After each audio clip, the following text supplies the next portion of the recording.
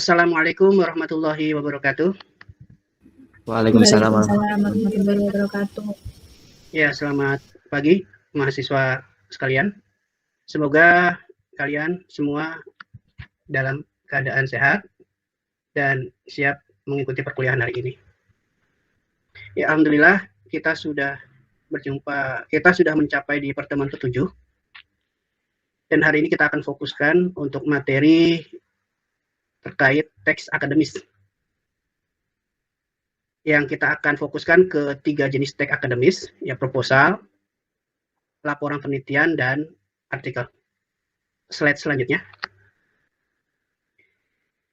Pada pertemuan ini, capaian pembelajaran kita ialah memahami konsep teoritis mengenai teks akademis.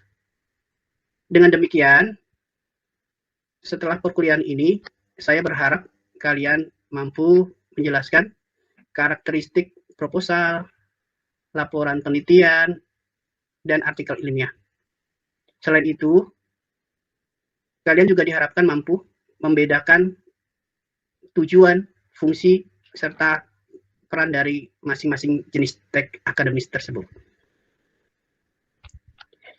Tidak pula juga yang paling penting, kalian mengenali struktur IMRAT. Ya, jadi IMRAT itu apa? Nanti kita akan kaji lebih dalam. Yang menjadi standar dalam artikel atau laporan penelitian. Kemudian yang terakhir, kalian memahami bagaimana setiap bagian dalam teks akademik menggunakan pola pengembangan paragraf yang berbeda. Slide selanjutnya. Ya, sebelum membahas teks akademik, ya sebelum kita masuk lebih dalam, kita perlu memahami apa hakikat dari teks, ya. Apa definisi teks? Ya, menurut Halliday dan Mathieson, teks merupakan unit dasar dari komunikasi. Artinya, ketika seseorang menyampaikan gagasan atau seseorang berkomunikasi, ya baik secara lisan maupun tulisan, sebenarnya mereka sedang menghasilkan sebuah teks. Ya. Sehingga ketika kita berkomunikasi, tujuan utama adalah kita ingin menyampaikan pesan. Kita ingin gagasan kita tersampaikan dengan baik. Begitu juga dengan teks, maka harus ada kriteria yang harus terpenuhi. Ya, sehingga untuk menjadi teks yang baik. Yang pertama, teks itu harus bersifat coherence. Ya, artinya harus adanya kesatuan ide. Ya, keterkaitan makna antara satu kalimat dengan kalimat yang lain. Ya, kedua harus bersifat kohesif. Ya, artinya teks harus padu. Adanya keterpaduan antar kalimat. Ya, kita biasanya menggunakan kata hubung, kata ganti, atau penanda hubungan lainnya. Nah, di luar itu teks juga harus bersifat jelas dan lengkap. Ya, berisi ide, ya. Jadi ada ide pokok dan ada ide pendukung. Jadi ide pokok itu dijelaskan lebih rinci, lebih lanjut dengan ide-ide pendukung. Ya, dengan demikian informasi yang disampaikan tidak terpotong. Jadi jelas. Ya, apa yang dimaksudkan oleh penulis itu tersampaikan kepada pembaca. Ya. Ya, dengan kata lain, teks itu bukan sekadar kumpulan kalimat-kalimat, tetapi ia juga merupakan rangkaian ide, rangkaian gagasan yang tersusun secara koheren dan kohesif. Ya, saling berkaitan antar satu dengan yang lainnya. Dan membentuk makna yang utuh. Ya. Slide selanjutnya. Nah, kemudian sekarang pertanyaan adalah bagaimana teks itu dibangun. Ya, menurut Abdul Chair, ya pembentukan teks berlangsung secara bertingkat. Ya, unit bahasa membentuk unit lainnya. Jadi dari unit yang paling kecil membentuk unit yang satu tingkat lebih besar di atasnya. Ya, sebagaimana kita ketahui bahwa unit terkecil itu morfem, yang morfem membentuk kata, kata membentuk frasa, frasa membentuk klausa, klausa menjadi kalimat, kumpulan kalimat, ya kalimat-kalimat yang tersusun itu akan menjadi paragraf.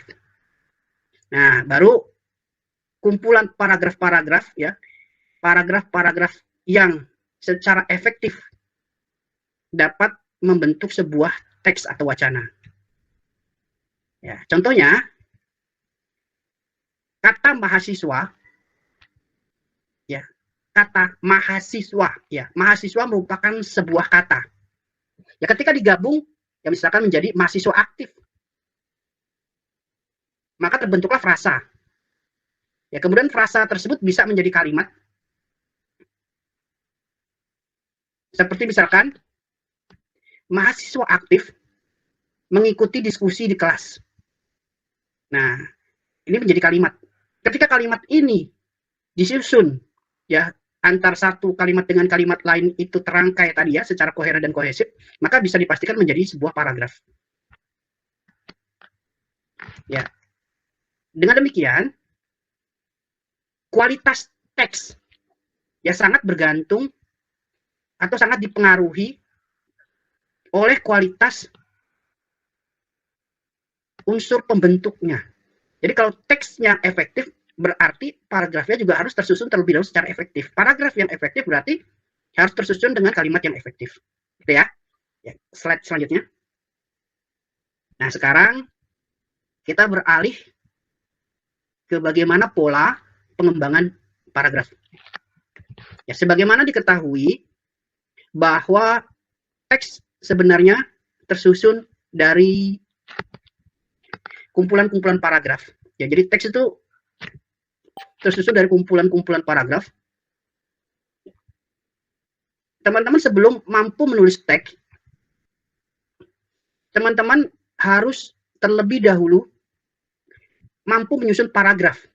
Jadi pastikan itu ya. Sebelum mampu menyusun teks, teman-teman terlebih dahulu harus memahami bagaimana menyusun paragraf dengan baik.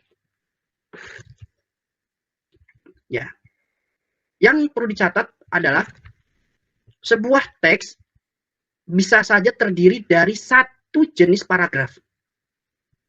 Atau, ya ada atau ya, bisa juga terdiri dari beberapa jenis paragraf. Ya misalkan ya, saya contohkan dalam teks akademik yang terdiri dari pendahuluan, metodologi, ya, kemudian hasil pembahasan dan kesimpulan. Ya pada bagian pendahuluan, jenis paragraf yang digunakan biasanya ekspositori dan argumentatif. Karena penulis biasanya ingin menjelaskan latar belakang, ya latar belakang masalah, urgensi penelitian, dan alasan mengapa penelitian ini perlu dilakukan. Ya, pada kajian pustaka, ya pada bagian kajian pustaka atau kerangka teoritis, ya biasanya paragraf digunakan adalah ekspositori dan perbandingan. Ketika kita membandingkan satu teori dengan teori yang lain, sehingga tujuannya kita ingin mencari gap, ya kesenjangan penelitian. Berbeda dengan dua struktur sebelumnya, untuk bagian metodologi, biasa kita menggunakan paragraf kronologis, karena kita ingin menyusun sebuah tahapan dari perencanaan sampai analisis data. Nah, pada hasil penelitian, kita menggunakan paragraf deskriptif. Karena kita memaparkan, mendeskripsikan data, kita mendeskripsikan temuan. Ya.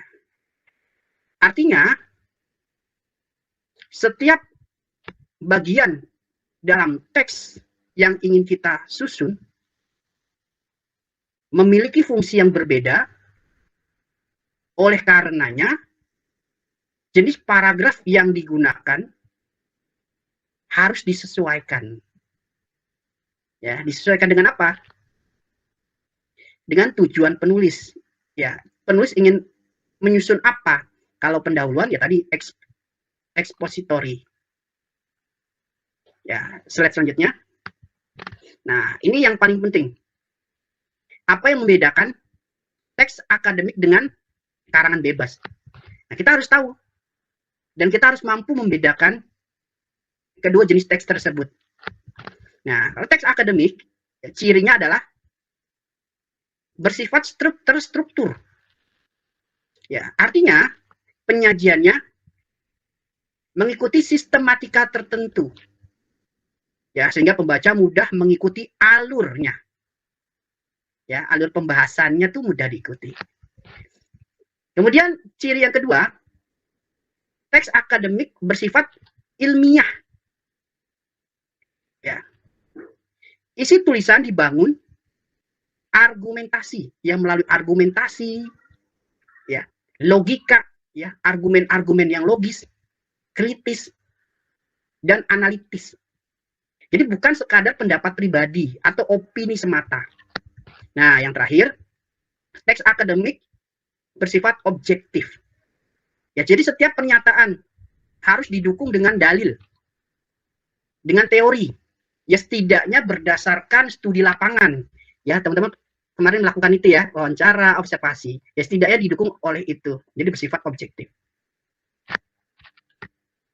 Ya, maka di luar kategori tersebut bisa dipastikan bahwa teks tersebut itu merupakan karangan bebas. Ya, perhatikan ya teman-teman ya. Ya, slide selanjutnya. Nah, selanjutnya struktur teks akademik dan model teks akademik. Ya, struktur teks akademik secara umum dapat dikategorikan menjadi dua model. Pertama, model hamburger. Ya, model ini menggambarkan struktur tulisan yang terdiri dari pendahuluan ya sebagai pembuka, isi sebagai bagian utama, dan penutup sebagai simpulan yang merupakan bagian akhirnya. Kemudian yang kedua model IMRAT yang merupakan akronim dari I introduction, M method, result, abstract, and discussion. Ya, model ini merupakan standar internasional yang paling banyak digunakan untuk artikel atau laporan berbasis riset, berbasis penelitian. Ya, jadi model ini membantu penulis menyajikan hasil secara sistematis. Ya. Nah, slide selanjutnya. Nah, sekarang kita hubungkan model dan jenis teksnya. Ya, tadi ada dua model ya. Ya, model hamburger. Ya, model ini umumnya digunakan dalam penulisan makalah, esai, editorial, maupun tulisan argumentasi, ya, argumentatif. Nah, ini kalau di Science Direct itu ada jenis publikasi discussion. Nah, ini termasuk dalam model hamburger. Nah, sementara itu model IMRAT biasa digunakan untuk artikel penelitian, laporan penelitian, ya, artikel ulasan, ya, review artikel ya. Ya, itu termasuk juga artikel tinjauan pustaka. Nah, ini yang tergolong ke dalam model IMRAT. Jadi, pemilihan model sangat bergantung pada tujuan penulisan dan pastinya jenis karya ilmiahnya. Ya, jadi jenis karya ilmiah apa yang ingin kita buat. Ya, slide selanjutnya. Ya, dalam fokus perkuliahan kita, teks akademik akan kita bagi ke dalam tiga bentuk. Ya, jadi kita akan membagi teks akademik itu ke dalam tiga bentuk dan kita akan fokus pada bentuk-bentuk ini. Ya. Yang pertama, proposal. Ya, kita fokus ke proposal penelitian. Ya, proposal penelitian berfungsi untuk mengajukan rencana. Ya, merencanakan suatu penelitian. Nah, kemudian kedua laporan. Ya, kalau proposal penelitian berarti laporan juga laporan penelitian gitu ya. Nah, kalau proposalnya kegiatan ya pengajuan dana berarti nanti laporannya laporan pertanggungjawaban. Ya. Nah, kalau laporan itu merupakan dokumen yang menjelaskan proses penelitian ya beserta hasil dan pembahasannya. Jadi hasilnya apa, ya temuannya apa, kemudian dibahas secara mendalam. Nah, kemudian terakhir ada artikel ilmiah. Nah, artikel ilmiah yang membedakan artikel dengan laporan adalah kalau artikel ilmiah itu bisa dipublikasikan secara luas. Ya. Jadi sifatnya lebih open, lebih terbuka pada masyarakat akademik yang lebih luas, jangkauannya lebih luas. Bisa secara nasional maupun secara internasional. Nah, ketiga jenis teks ini saling berkaitan ya, teman-teman. Ya, proposal itu sebagai langkah awal yang hasilnya nanti akan atau ditindaklanjuti dalam laporan. Nah, kemudian ketika kita ingin mengembangkan, ingin mendiseminasikan ke khalayak luas, maka kita juga bisa menyusun artikel ilmiah. Ya, jadi berawal dari proposal, kemudian ditindaklanjuti dengan laporan, ya hasil dan pembahasannya, kemudian didiseminasikan ke dalam artikel yang dipublikasikan dalam suatu jurnal tertentu. Nah, ketiga jenis teks akademik ini akan kita perdalam lagi dalam diskusi kelompok. Gitu ya. Jadi sebagaimana biasa, kita akan memperdalam materi-materi itu dengan diskusi kelompok. Nah, silakan untuk kelompok yang bertugas untuk memaparkan salah satu dari 3 jenis teks akademik. Silakan. Oke, baik. Tanpa berlama-lama langsung saja. Assalamualaikum warahmatullahi wabarakatuh. Waalaikumsalam warahmatullahi wabarakatuh. Sini saya sebagai perwakilan kelompok untuk menjelaskan salah satu dari 3 jenis teks akademik. Sebelum itu perkenalkan, nama saya Farel dan rekan saya Nafi Almarijaya, dan saya sebagai pemandu jalannya presentasi pada kelompok hari ini. Oke, langsung saja, yaitu teks akademik kami memilih laporan penelitian. Next slide.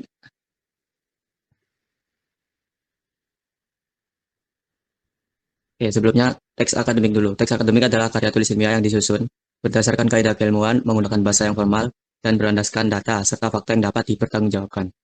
Jenis-jenis teks akademik ada 3 yang disebutkan oleh Pak Bima tadi, yaitu proposal, itu rencana penelitian yang diajukan sebelum studi atau penelitian dilakukan. Lalu yang kedua adalah laporan penelitian. Laporan penelitian adalah lanjutan dari proposal yang telah dikerjakan, yaitu melanjutkan di hasil dan pembahasan serta penutup. Lalu yang terakhir adalah artikel ilmiah. Artikel ilmiah ini tulisan ringkas hasil penelitian untuk jurnal atau seminar yang bisa diakses oleh non-akademika. Next. Mengapa laporan penelitian? Laporan penelitian lebih komprehensif dibandingkan proposal maupun artikel ilmiah. Proposal hanya berisi rencana, artikel ilmiah menyajikan temuan singkat, sedangkan laporan penelitian mencakup seluruh proses, dari latar belakang hingga kesimpulan secara lengkap dan terstruktur. Dan artikel ilmiah tidak dipilih dan tidak komprehensif karena artikel ilmiah diambil dari laporan hasil penelitian, dikompres atau diefisiensikan mengikuti standar jurnal dan menarik untuk dibaca, sehingga dibuat sedemikian mungkin untuk kalimat yang lebih simpel dan efisien. Jadi laporan hanya ditujukan kepada biasanya penguji atau dosen atau akademik kampus. Next akan dijelaskan oleh teman saya.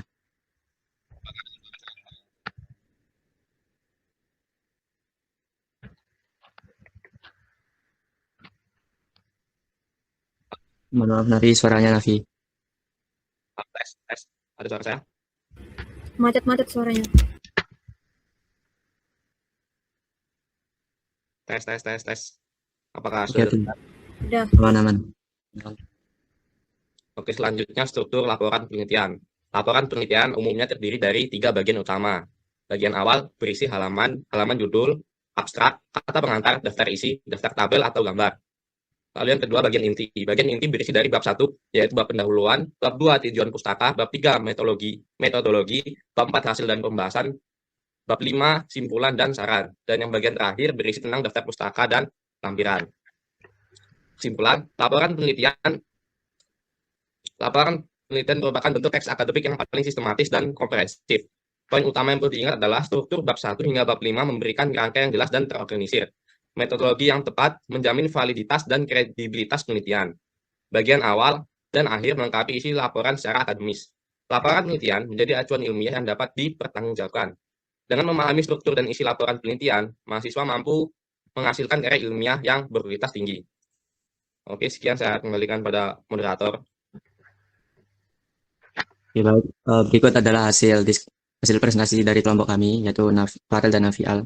Kami akan buka sesi diskusi 2 arah untuk penanya maksimal 2 orang, silakan. Silakan yang ingin bertanya. Oke, Kak Diva, silakan. Baik, terima kasih atas kesempatannya. Saya Diva Maudidia. Saya ingin bertanya kepada kelompoknya Mas Farel dan Al.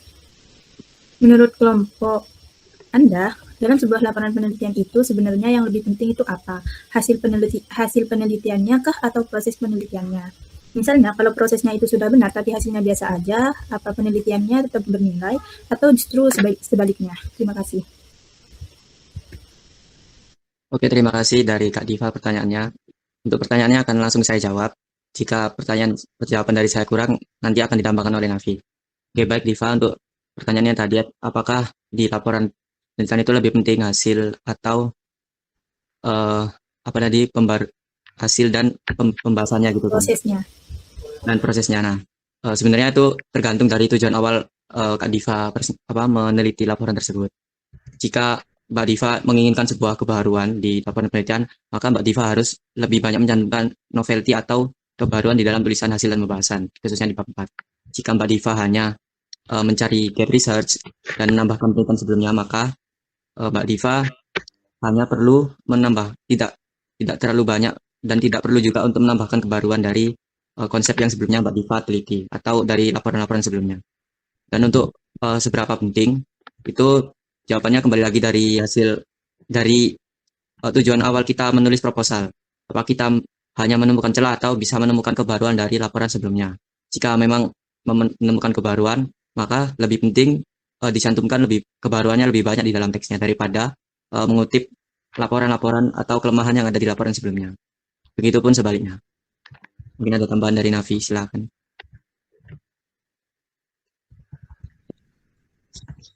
Oke, Kak Gina silakan. Oke, sebelumnya perkenalkan nama saya Gina Sakina dengan nomor 218. Di sini saya akan bertanya.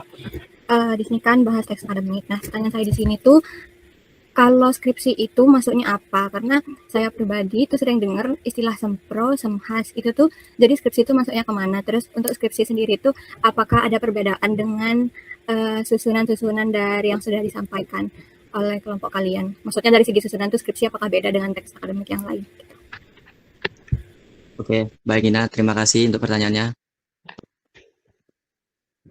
Apakah Mas Nafi mau jawab atau saya dulu? Nafi suaranya tidak terdengar. Oke Gina, sembari menunggu Mas Nafi membenarkan mic-nya, saya akan jawab terlebih dahulu. Nah, untuk skripsi itu sebenarnya sama dengan pembuatan proposal, pembuatan laporan, dan bisa dibuat artikel juga kalau mau. Nah, untuk tahapan-tahapannya emang ada istilah sempro, semhas, sama sidangan. Nah, untuk di sempro itu kita sama kayak bikin proposal. Nah, di sempro itu kita bikin di bab 1 sampai bab 3. Nah, itu sama kita mengajukan proposal, mengajukan judul. Jika di ACC maka kita bisa melanjutkan proposal kita menjadi penelitian. Nah, jika penelitian kita sudah selesai, maka kita akan di sidang lagi atau seminar lagi, yaitu di seminar proposal. Seminar hasil, semhas. Nah, seminar hasil itu kita membahas apa sih hasil yang kita dapat dari proposal dari laporan yang kita teliti. Sama seperti proposal yang kita ambil, jadi kita melanjutkan. Nah, jika proposalnya di ACC juga, maka mahasiswa akan mengikuti kalau nggak salah sidang apa gitu, saya lupa, yudisium kalau tidak salah. Nah, di tahap itu mahasiswa bisa mendaftarkan namanya untuk mengikuti sesi wisuda. Nah, itu singkat dari saya. Mungkin dari Nafi silakan.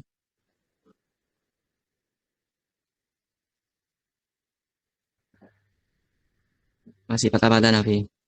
Oke, baik. Dari Nafi karena sinyalnya cukup buruk. Jadi menurut Diva dan Gina apakah sudah cukup jawabannya atau mau bertanya lagi? Dari saya sudah cukup. Dari saya juga sudah cukup. Terima Terima kasih. Oke, sama-sama. Terima kasih dari Kak Diva dan Kak Gina sudah bertanya. Saya tutup presentasi dari kelompok kami. Terima kasih. Selamat siang. Wassalamualaikum warahmatullahi wabarakatuh. Saya kembalikan ke Pak Duni.